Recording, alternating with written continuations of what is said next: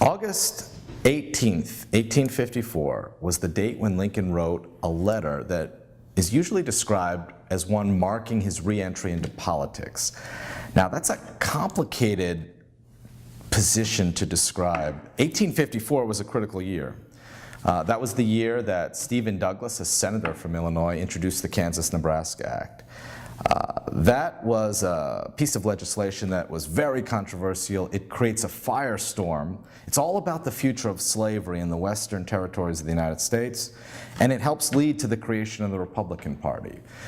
By August of 1854, the act had been made law and the controversy was clear, but the outcome was by no means certain. The Republican Party was coming together, but it wasn't yet in place. And this letter that we have from Abraham Lincoln, written to his congressman, a man named Richard Yates, who represented the district, the 7th District of Illinois, this letter demonstrates the complexities of that realignment and how it came together to create the Republican Party, and in many ways, I think, shows how Lincoln was behind that creation. So let's start by looking at what Lincoln writes to his congressman on August 18th. My dear sir, I am disappointed at not having seen or heard from you since I met you more than a week ago at the railroad depot here. Now, this is tough. The railroad depot that he's referring to is the one in Springfield. But how do you read that opening line where he uses the word disappointed? Abraham Lincoln says, I'm disappointed at not having seen or heard from you. Is he disappointed because Yates is his congressman and he's ignoring him? Or is he using disappointed as a form of disapproval, as if Yates works for him?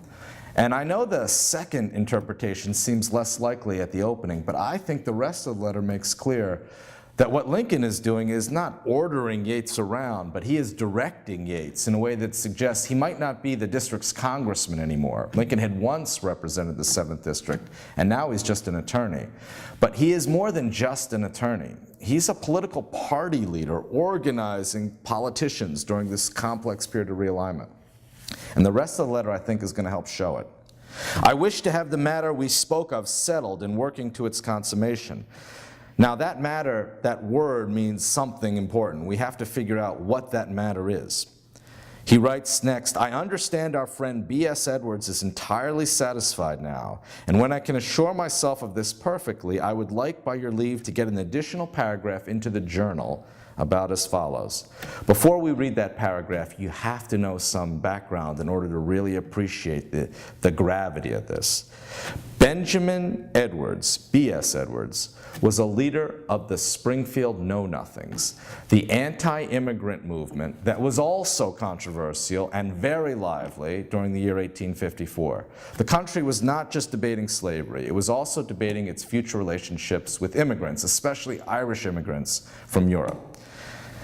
And Benjamin Edwards and a lot of the other so-called know-nothings opposed those immigrants. Lincoln is clearly indicating that when he's planning something with Yates, they're working together with the know-nothings and trying to figure out a way to keep them entirely satisfied.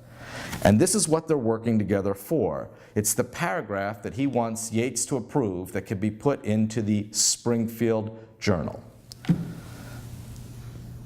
Today, we place the name of Honorable Richard Yates at the head of our columns for re-election as the Whig candidate for this congressional district. We do this without consultation with him and subject to the decision of a Whig convention should the holding of one be deemed necessary, hoping, however, there may be unanimous acquiescence without a convention. So, this paragraph, which Lincoln wanted to put in the Sangamo Journal for Richard Yates, announcing him as a Whig candidate for Congress, he refers to this as being done without consultation with him. Now that's a small white lie, because in the next sentence he says, or after the paragraph is over, he says, may I do this in consultation with Yates? But he doesn't want people to know that it's part of the custom of the day that candidates don't necessarily put themselves forward. Friends do it for them. Lincoln wants Yates to agree to this announcement. He believes that Edwards is perfectly satisfied and the know-nothings are ready to join forces. But somehow, over the next few days, something happens to convince Lincoln and Yates that they have to do even more to navigate the terrain between these Whigs and these know-nothings in this movement in the aftermath of the controversy over Kansas and Nebraska, what is often referred to as the repeal of the Missouri Compromise. The actual paragraph that appeared in the Sangamo Journal read like this: Honorable Richard Yates has yielded to the solicitation of his friends and consented to be a candidate for re-election to Congress, subject to the decision of a convention, should one be held. That appeared on August 22nd, 4 days later. If you think carefully about the difference between the paragraph Lincoln drafted and the paragraph that actually appeared, you'll notice one word missing: Whig. The Whig Party was being left behind in an attempt to reach out to all of the different factions that had been stirred up by the controversies over immigrants and slavery. That decision to give up the label Whig is the first step in this area toward the emergence of the Republican Party, and Lincoln is right there in August organizing it. Later, Yates and Lincoln are going to call themselves Republicans, openly.